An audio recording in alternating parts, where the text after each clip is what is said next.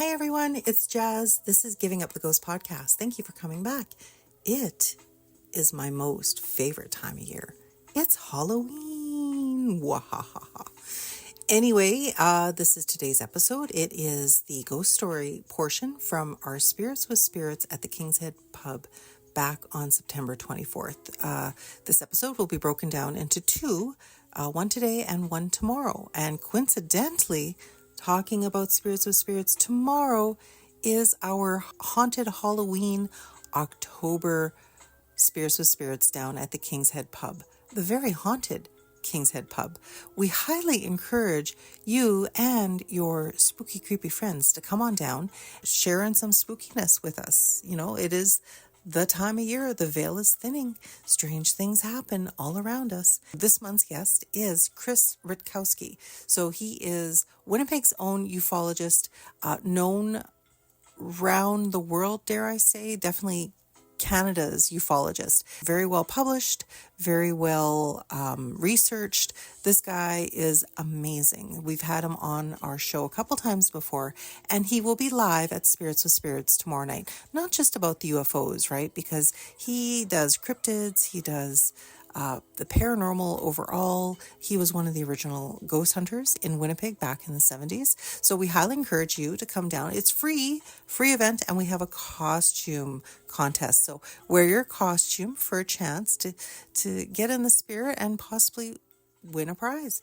That is going to be tomorrow night, King's Head Pub, co-hosted by myself, Jazz, from Giving Up the Ghost podcast, and the lovely and talented Ashley and Kelly from the Winnipeg Parnormanl Group. So love those ladies, love the Winnipeg Parnormanl Group. Thank you so much for having us out on a couple of ghost investigations that have been taking place in and around Winnipeg and Brandon. We went to the Daily House with them a couple weeks ago. Super cool. Definitely will be back. Thank you so much to the Daily House for having us out. Thank you so much to the St. Norbert Art Center. We checked out the ruins. Those episodes will be coming out. Oh my gosh, hopefully soon. I have so much to edit. Yeah, I do complain about that a lot. I know, I do apologize, but it's a free podcast. This is like a glorified hobby. Do it when I can, do it when we can. And hopefully those episodes will come out to you by the end of this year. Lots going on with the Winnipeg Parnormanl Group. Please check out their website if you would like to check out what happens during a ghost investigation. Like, definitely there is so many good opportunities to come and check out what really happens, and it gives you an idea to use their tools and the methods to connect with spirits from the other side. In saying that, again, thank you so much for listening. Thank you for coming back. And always remember to live every day like it is your last, but never give up the ghost. Ciao for now.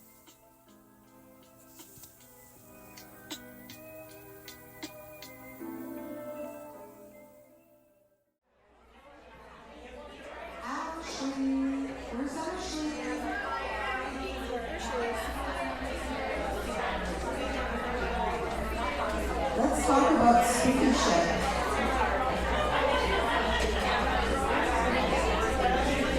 So we're going to get started again. Thank you for being patient waiting for the break, and they fixed the mics, and we're going to come back at it now.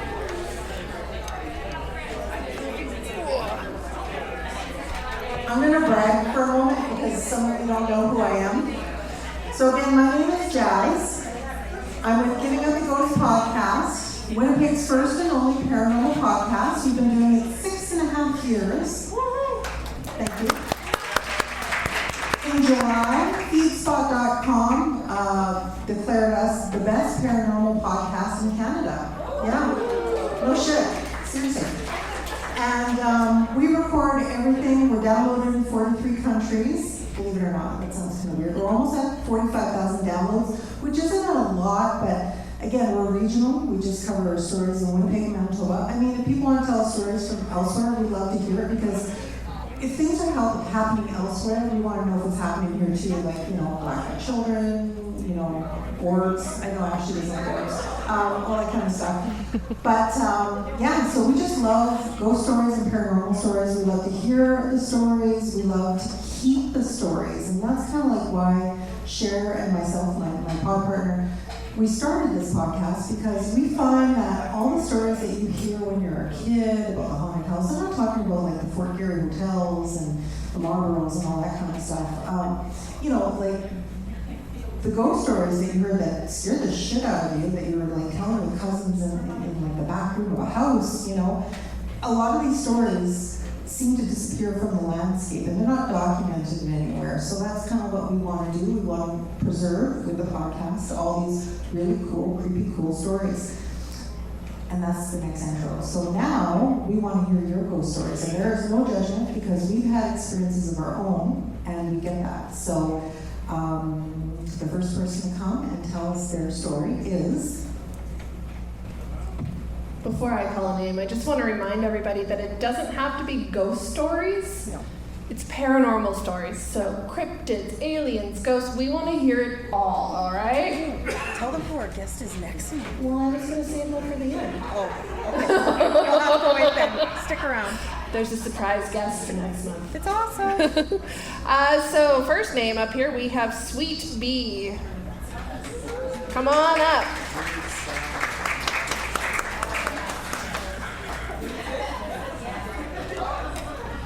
Hello, my lady. Hello. Have a seat. And you'll have to hold it. Okay. Hello.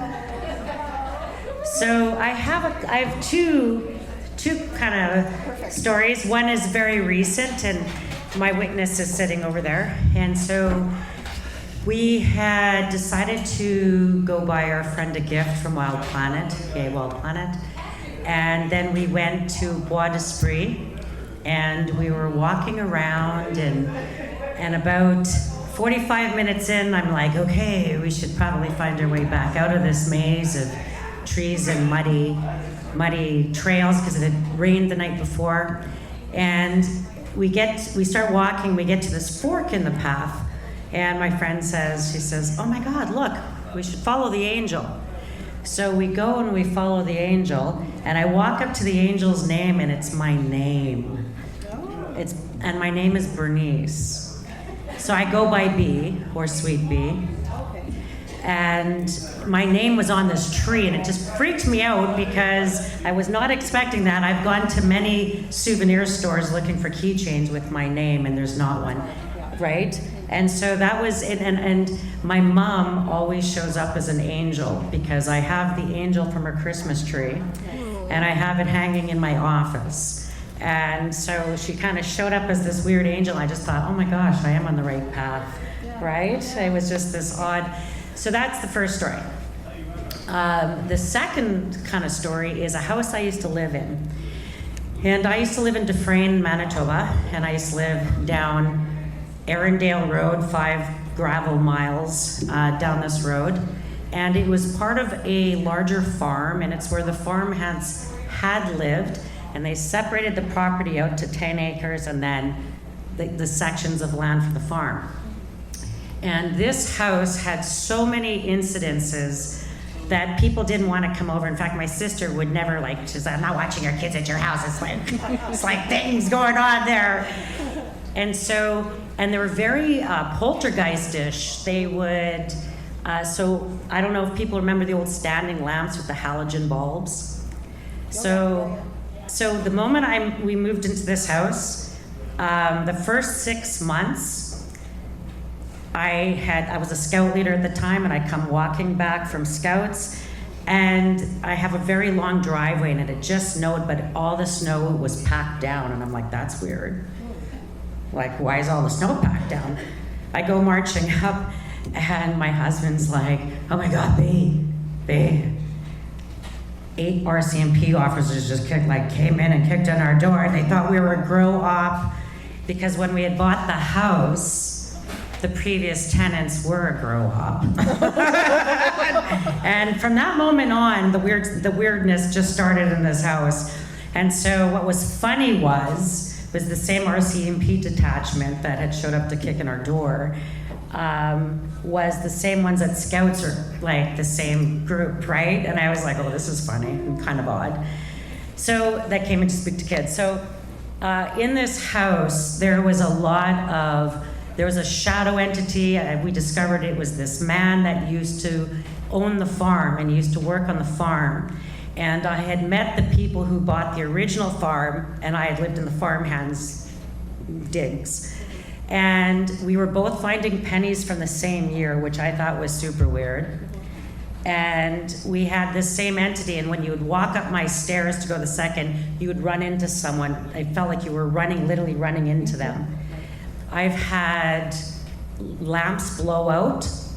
I've had my dogs just barking up the stairs at whatever entity was running up or running into you. So one night, my mom's sleeping over, and I'm laying in bed and I hear a whole bunch like rustling around. I'm like, what is going on? I open my eyes, my mom is standing this far from my face looking at me, and I'm like, what are you doing? And she's like, I don't know, I just came to check on you. And I'm like, oh my God. Okay, Mom, go back to bed. You're not in the right room. Like, I don't know what you're doing in this room. Later that night, I finally fall back to sleep, and a big June bug fell in my head. Oh my God, oh my God. Like, no, you don't know what it's like to sleep and then have a June bug fall on your face. And I'm like, June bugs are this big. Where is a June bug coming from in this house?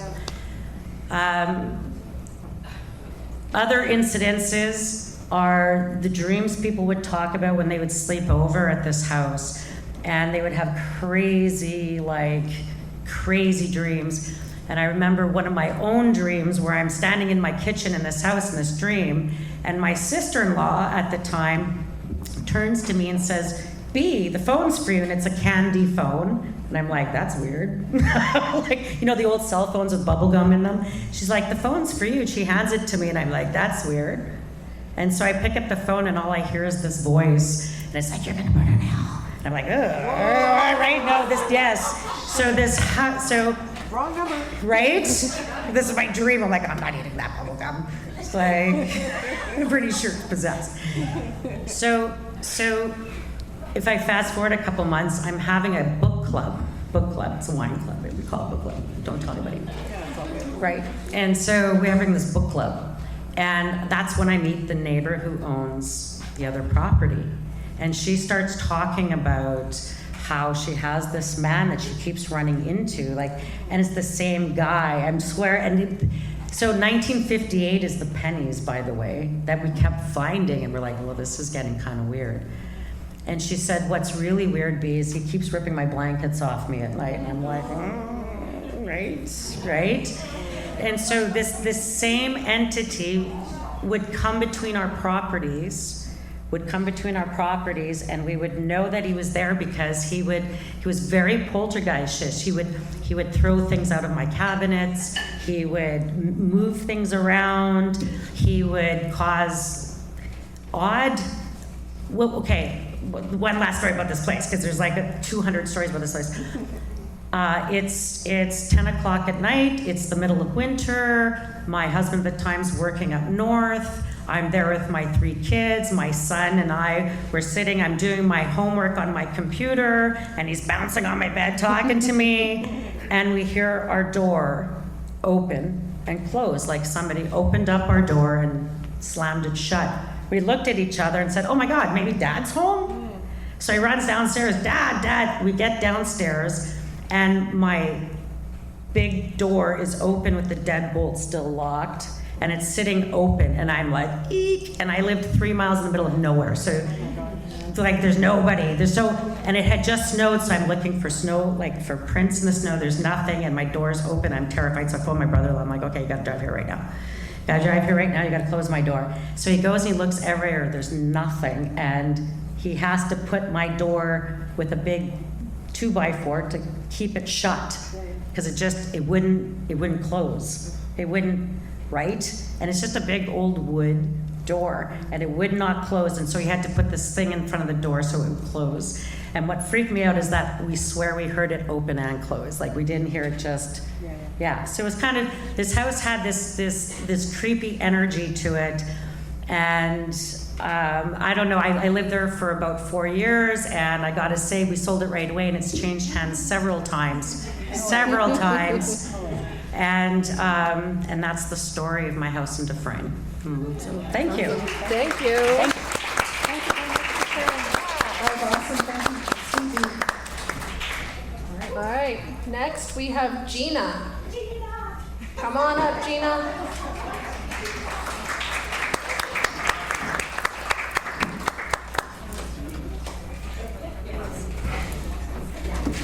Hello. Hi. Hi, Gina. Nice to meet you. Hi. Nice to meet you too. I have like tons of stories, but trying to figure out which ones to talk about. Comfortable? It's totally I'll start with the one with my son. So when I moved into this house back home in the country, he would have night terrors all the time, wake me up in the middle of the night. And then he suddenly had a friend, his invisible friend, and his name was Hoy. So one day when he was in school, he had just started school, and I was up putting up blinds in the dining room, and I'm in the country, and then I see this little boy come running by, and he wasn't from this era. And you're trying to be logical about it, and I know it's not my son, but in my head I'm thinking, why is my son out there? He's supposed to be in school. But this little guy, as he's running by, he's got these little plaid kind of knickers, and a little beige colored shirt and a little tie. And he's running by and he looks at me. And then he doesn't do anything other than look at me as he's running by, and I'm like there with my my stuff trying to hang my blinds, and I'm like, so I watch him, and then he just disappears as he's running by. And I get down, I went outside, I'm looking around, we lived in these trees, so I'm walking around outside trying to see if I could find him. And I know what I saw, he disappeared, he didn't go running out of sight. So my son continued to talk about this boy, his buddy. And one time we went into town to get groceries, and we're in a mall, and on the way out, he's telling me we gotta wait for his friend Hoy. And I'm saying to him, we don't have time for your friend, we gotta go. So we leave, and he cries. And he cries because we left his friend behind. And then he tells me later on he never saw his friend again. And one day, while we were living here, my son's much older, I asked him about his friend Hoy. I said, do you remember him? And he goes, yeah. And I said, can you describe him? And it was the same little boy that I saw run by. So I was pretty wild. It gave me the chills, still gives me chills. Which town was this in doing? It was on the reserve. Oh, yeah. Yeah.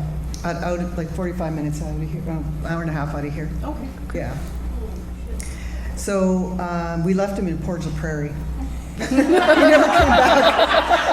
Probably at the Fort Lorraine Museum. Oh, it could be. That place is spooky. Yeah, and then a little bit of a sad and weird story, but when my mom passed away, it was she was in the hospital, and I had this feeling I needed to go back to go stay with her. I'd been staying with her, and I finally went home to sleep. And something was telling me I need to go home. I'll go back. And I couldn't sleep, and all of a sudden the phone rings, and it's the doctor telling me my mom had passed away.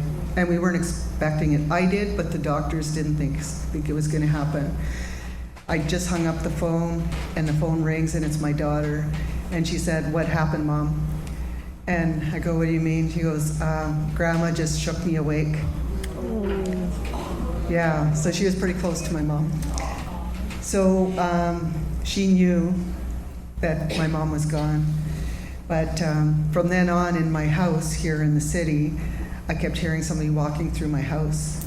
And probably about the time my mom passed away, but my dog would hear it. So I knew I wasn't hearing things. My dog would wake up and he'd growl.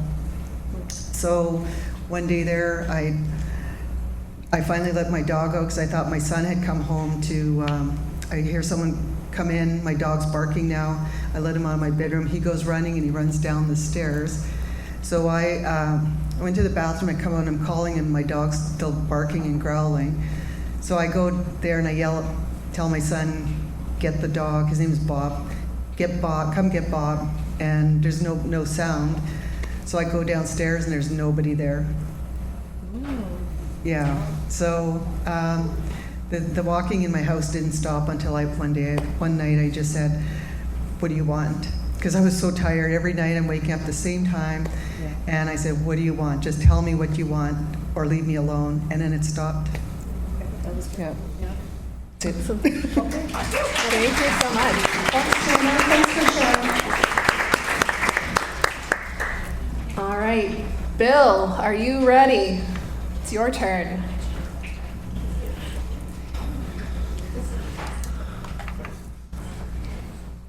Welcome, Bill. Thank you. Have a seat. All right, this isn't in Winnipeg though. I'm born and raised in Pittsburgh, so this is where it happened at. All good. I was about 6 years old. We moved into this place, we were renting it, and my mother was obviously not the smartest person on the planet because there were pentagrams all over the place. There was Great dog start. prints up the walls in the attic. In the basement, there was a bathroom stall, so if you sat down to take a shit, there was a demon behind you on the wall. Like, not good at picking houses. So for a long time, we had seen, it looked like the Gordon's fisherman, the yellow raincoat. We would see him in the windows on the second floor and the first floor. All the time, the windows would bust outwards. So at first, they thought somebody was throwing rocks through the window, but they were breaking outwards. Which, considering everything all over the walls and floors, it shouldn't have been a shock. So the one day, I'm at the bottom, my room is at the bottom of the attic stairs, and then you would kind of go around the corner, and there was my grandmother's room, my mother's room, and my little sister's nursery. She was probably 3 or 4 months old. And hate to reveal my age, but I was listening to a Linda Ronstadt record or something like that at the time. And something ran down the attic stairs, and I mean stomped. Super loud, stomped. All the doors shut on the second floor, all simultaneously at the same time. So my mother and grandmother run out of the bedrooms, go to my little sister's room. She's not in the crib anymore. She's in the corner underneath a pile of clothes. We moved out like a week later. I mean, moved out. So the owner, about a month later, tried to burn the house down. He got caught for insurance fraud. He was Italian, so I mean, whatever. But then, so after we moved out of there, I'm pretty sure I had an attachment of some sort. My nights were plagued with nightmares for years, like 6. So till about 10, I was plagued with nightmares. Like I would kill myself. You know, they say if you die in your sleep, you die. It's not true, because I thought if this thing killed me, that something bad would happen. So I would jump off bridges. I would jump in front of buses. Like I literally killed myself every night in my sleep. And eventually, nobody could help me. My mother knew I was telling the truth, but nobody could do anything about it. So I went to the library and I started reading occult books. And eventually, I started trying to figure out how to do spells, how to figure out how to get rid of this, because nobody could help me with it. And then eventually, one day, after trying a bunch of different things, it just stopped. It just stopped. And here I am, 50 years old now. I've been practicing witch and demonology and occult for 40 years now, and I've never had a problem again. That's awesome. But it was Quite the journey. I was a believer from a very, very early age, and I've seen so many things since then. Like, it's anybody who thinks that it's just kooky and it's all in our imagination has never really had the experience like that before, right? Yeah. So it's a short story, but it was very crazy, and it changed my life forever. Here I am still now today practicing all that stuff, right? So it really, really had an impact. And if you do have issues, find people who know how to handle it and stuff, right? Yeah, 100%. I had to figure it out, and there are ways to deal with it. Yeah, thankfully, there's not as much stigma, and there is more knowledge out there nowadays that people are able to get help. Very much so, right? And don't believe everything you see on television on those shows, because they're not all really good shows, right? The TV shows are all for entertainment. Yeah. So. I mean, some of them might be all right, but And I learned some stuff from They're it. fun to watch. They are, absolutely. I And mean, you do learn about the equipment too. I can't say that I've ever been on an investigation or multiple where somebody has gotten possessed on every single time. But, you know, it's still fun. Well, like attachments and stuff are real. Oh, 100%. Like, I've had my some. mother was not a good person, and I knew a very good psychic. This lady read blank tarot cards, and everybody paid $200 in the 80s and 90s to go see this lady in Pittsburgh. Wow. I was very big in the community back then. This is, once again, show my age. Yahoo, AOL chats, right? I ran forums online for like 20,000 witches. And this lady, I went to go, this for a birthday present, take my mother to go get a reading. The lady was like, "You're not letting that lady in my house. She has all kinds of shit all over her, and I'm sorry, Bill, but get the fuck out." Wow. I was like, but it's all real. Like, it's not bullshit. Like, people aren't joking. Like, when people come up here and say they have experiences, they probably have. Like, it's not bullshit. No, I agree. We get it. So, Yeah. totally. But that's all I got. That's what I Oh, got. no, that's perfect. Thank you. We All right, thanks. appreciate it. Thank you so much. That's awesome. Appreciate that. All right, I've got one more name on my list. If anybody wants to come and sign their name, it's still available. I just have it on the side here. But otherwise, we'll just open it up afterwards. Scott, come on up. Tell your story.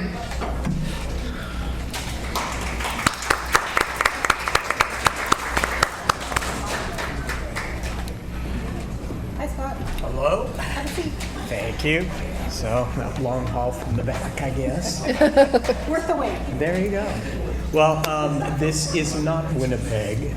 This did take place in California. It was the 1990s. I'll kind of set the scene. Living in Orange County, my wife and I are theater people. We were working at the Laguna Playhouse at the time and bought a house in a development about 30 minutes away from the beach, from the canyon. The big attraction of the development, it was called Coda de Casa. Strangely enough, it was built by Disney. But running through the middle of the development was part of the Mission Trail. So huge golden oaks, large part of the Mission Trail that you could hike. If you're familiar, you probably know a lot of the history of the Mission Trail was rather dark. Our house was brand new build, right on the corner. Very California, almost shotgun style. So I'll tell you how it laid out because that was important. When you pulled into the garage, there was a door. You would enter the door from the garage. That's how we typically did it, rather than the front. And that door, as you came through immediately to the right, was the master bedroom, double door, nursery for my daughter on the left. You went further down, there was the library, there was the guest room and a bathroom. And then as you continue down, you were in a family room, living room, and then kitchen. And then looking out the backyard, everything had to be glassed in because they had to preserve the Mission Trail, so you had huge views of these golden oaks. So brand new looking build, very fresh. The name of the street was Malaquita. Obviously, if you're from the West Coast, you speak a little Spanish. My wife and I kept going, Malaquita? What is, I've never heard this.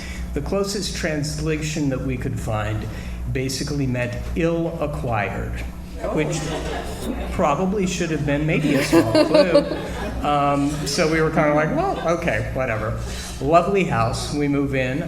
Not too long after that, we start to have a few things happen.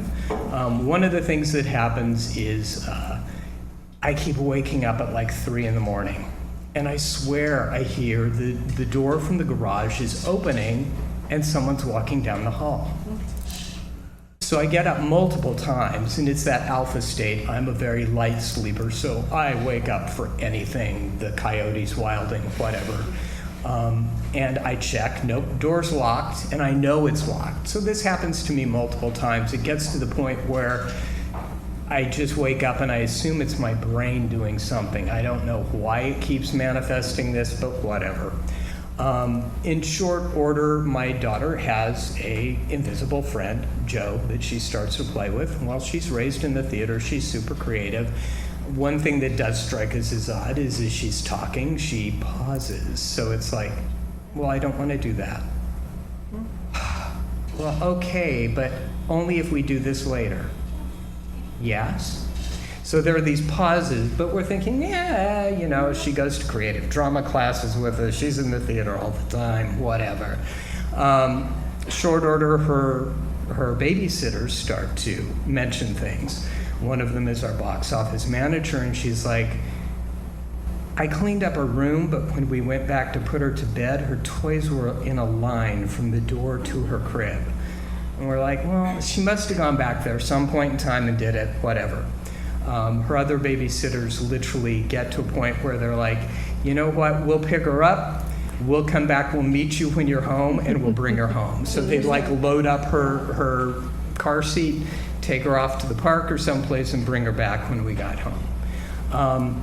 So finally one night I'm having this whole alpha state thing that I keep doing, and I hear the door open, and it's like, oh, and I wake up and I kind of lean over and I look out of bed, and there's this little boy standing in the doorway. He's got this blunt cut hair, and he has a headband on, no shirt, a vest, breeches, and I immediately think, oh, he's mestizo. If you know that means mixed. So typically Spanish and then Native American. And I'm like, oh, you are really dreaming. So I like close my eyes and like, ugh. Check again. And he's still there. I'm like, okay, one more time. This is it. I'm really, really dreaming. Open my eyes, he's still there, and I'm like, okay, go back to sleep. This has got to be a dream. Wake up the next morning, my wife and I are getting ready. We're getting ready to take my daughter in as well. She's like, oh my God, I had the craziest dream last night. I've got to tell you about it. I'm like, oh no, wait, me first. And she's like, no. I woke up like around 3:30, and I turned and looked in the rocker next to me, and there was this little boy. He looked almost Native American, and he was blue and just sitting there staring at me. And I'm like, okay, you're not going to believe what happened to me, but probably about 3 o'clock, 3:15, saw him in the doorway. So it was one of those moments where my wife is one of those people who tends not. She looks for the rational. She's had enough visits to the uncanny valley with me. I think that she kind of goes, okay, maybe there's something here. And so that was our moment of, I guess we saw a ghost. I guess that was it. The resolution, interestingly enough, was some months later. We would drive my daughter in because we dropped her off at her preschool, top of the canyon, before we headed down to the theater. And we're in the car, and she's talking about her friend Joe. And he came to her in a dream. And people hurt him, like with blood and stuff. And he was looking for a home. And we're like, okay. And yes, hurt all his friends. And she said, but I built them a home.